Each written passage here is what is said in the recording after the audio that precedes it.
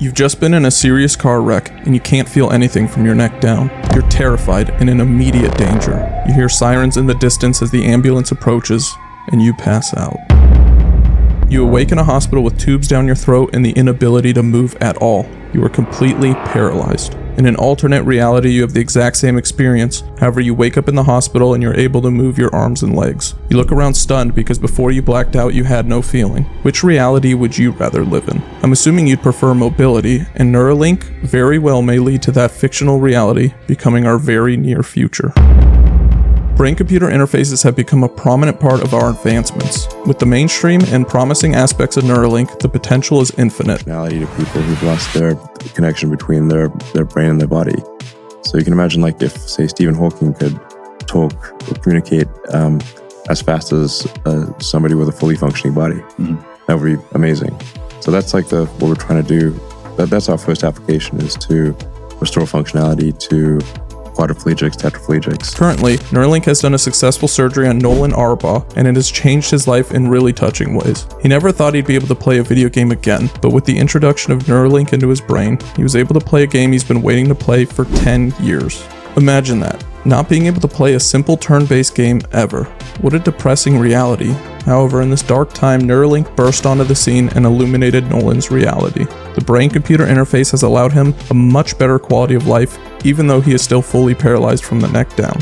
He is able to simply think and try to control his hands, and the brain-computer interface will automatically Bluetooth his intended actions to a computer or television screen, allowing him to surf the web, watch movies, and even type. This works because of the fact that he is not brain dead. The neurons in his brain are still firing when he tries to move his limbs or show intent to do something. However, the messenger is dead, aka his spine. Just like a car highway, the highway for his neurons is broken, so they aren't able to actually travel and get signal from his brain to his hands or feet. However, that may change in the near future. The idea behind this possible reality is 2 Neuralinks, one in the brain to pick up the neuron signals, and one right below or above the damaged part of the spine to act as a receiver for the neurons. This would allow the Neuralinks to essentially talk to one another and transmit a paralyzed patient's intentions to his or her limbs. With the introduction of AI into the chip, synthetic signals can be sent as well in order to help the signals become more clear. That is insanely cool, right? However, there may be a much darker reality here. In an interview with Joe Rogan, it was confirmed that technically the Neuralinks can be hacked.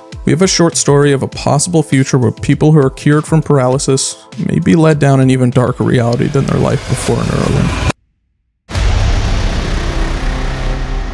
In 2045, Neuralink, a revolutionary brain-computer interface, had become a beacon of hope worldwide.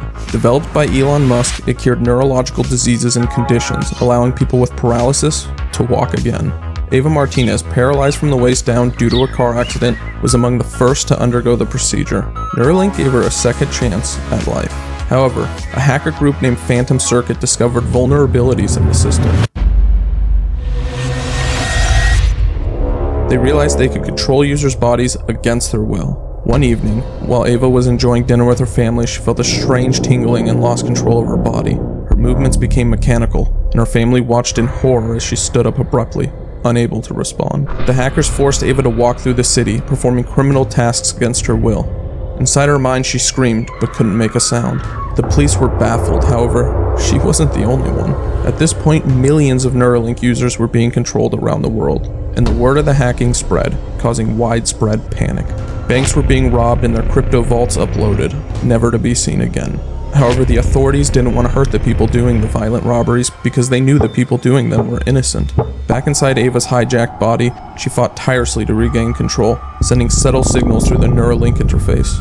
A team of cybersecurity experts, led by former Neuralink engineer Dr. Ethan Zhao, traced the hack to an abandoned warehouse. Guided by Ava's signals, they launched an assault on the hackers' hideout. The confrontation was intense, but Dr. Zhao's team breached the hackers' network. Ava felt the hackers' grip weaken and regained control of her body. The Phantom Circuit hackers were apprehended, and their leader, a disgruntled former Neuralink employee, confessed. Neuralink implemented stringent security measures to prevent future breaches. Ava became an advocate for ethical technology use, sharing her experience to raise awareness about cybersecurity.